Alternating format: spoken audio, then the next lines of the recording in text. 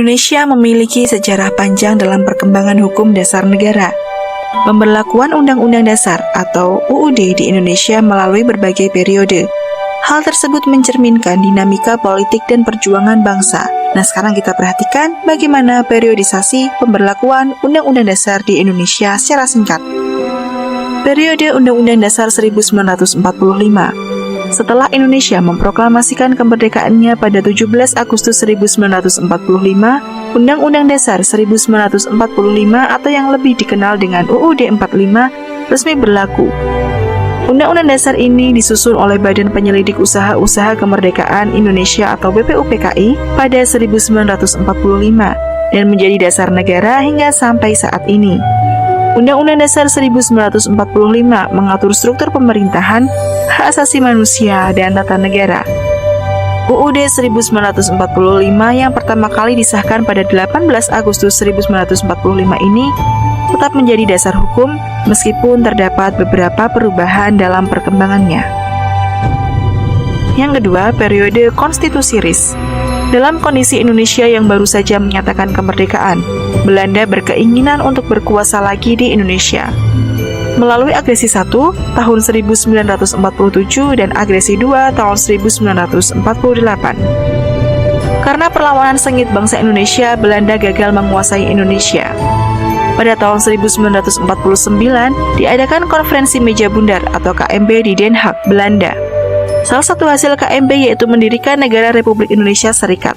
Sebagai dasar hukum, pada 27 Desember 1949, diberlakukanlah Konstitusi Republik Indonesia Serikat atau RIS yang mengatur negara Indonesia dalam bentuk federasi. Namun masa konstitusi RIS ini hanya berlangsung singkat. Pada 17 Agustus 1950, Indonesia kembali ke bentuk negara kesatuan dengan diberlakukannya Undang-Undang Dasar 1945 dan konstitusi RIS pun tidak berlaku lagi. Lalu periode Undang-Undang Dasar sementara 1950. Pada tahun 1950, Indonesia mengalami perubahan sistem pemerintahan, ketegangan politik antara pihak-pihak yang ingin mendirikan negara federal dan yang ingin tetap dengan sistem negara kesatuan memunculkan sebuah perubahan. Maka pada 1950 diberlakukanlah Undang-Undang Dasar sementara. Undang-Undang Dasar sementara ini menggantikan Undang-Undang Dasar 1945 dan menandakan perubahan bentuk negara menjadi negara republik parlementer dengan sistem pemerintahan yang lebih demokratis.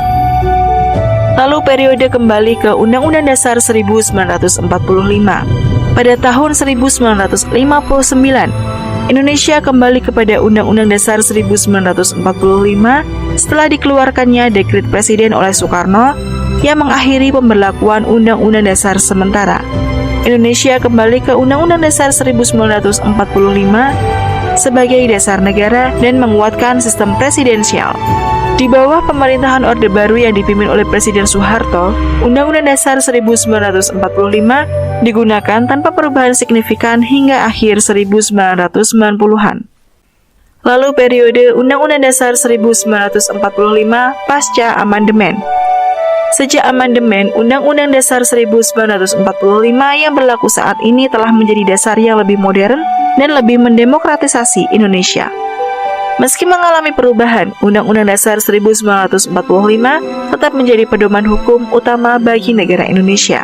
Undang-Undang Dasar 1945 meskipun melalui berbagai perubahan dan periodisasi, tetap menjadi jantung dari sistem hukum Indonesia.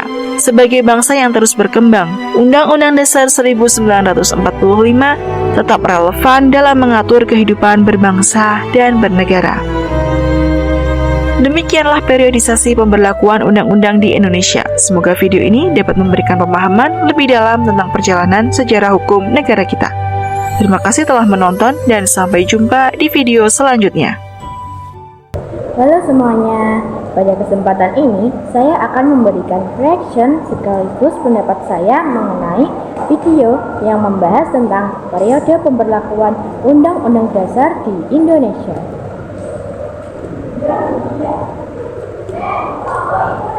Video ini menjelaskan secara runtut bagaimana Indonesia mengalami beberapa kali perubahan konstitusi sejak awal kemerdekaan.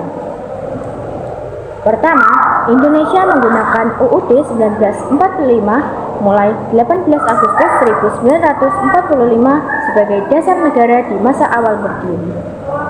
Kemudian, pada 27 Desember 1949, Indonesia berubah menjadi negara serikat sehingga menggunakan Konstitusi RIS 1949.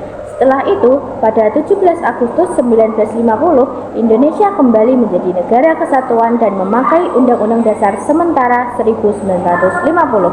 Namun, karena keadaan politik yang tidak stabil, pada 5 Juli 1959, Presiden Soekarno mengeluarkan dekret presiden yang menyatakan Indonesia kembali menggunakan Undang-Undang Dasar 1945.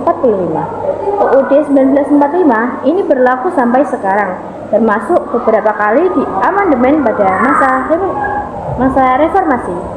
Menurut saya, video ini sangat bermanfaat karena menjelaskan sejarah konstitusi Indonesia dengan jelas, terstruktur, dan mudah dipahami. Penyampaiannya cukup sederhana sehingga membantu pelajar seperti saya memahami urutan perubahan Undang-Undang Dasar yang seringkali membingungkan jika hanya membaca teks dari buku. Namun, saya juga memiliki pendapat kurang setuju. Menurut saya, video tersebut masih terlalu singkat dan hanya menyampaikan garis besarnya saja. Akan lebih baik jika ditambahkan contoh nyata mengenai dampak dari setiap perubahan Undang-Undang Dasar terhadap pemerintahan dan masyarakat. Agar penonton lebih memahami konteks sejarahnya, selain itu beberapa bagian penyampaiannya terasa cepat sehingga membutuhkan fokus lebih untuk benar-benar memahaminya. Secara keseluruhan, video ini tetap sangat informatif dan cocok dijadikan bahan pembelajaran untuk memahami perjalanan konstitusi di Indonesia.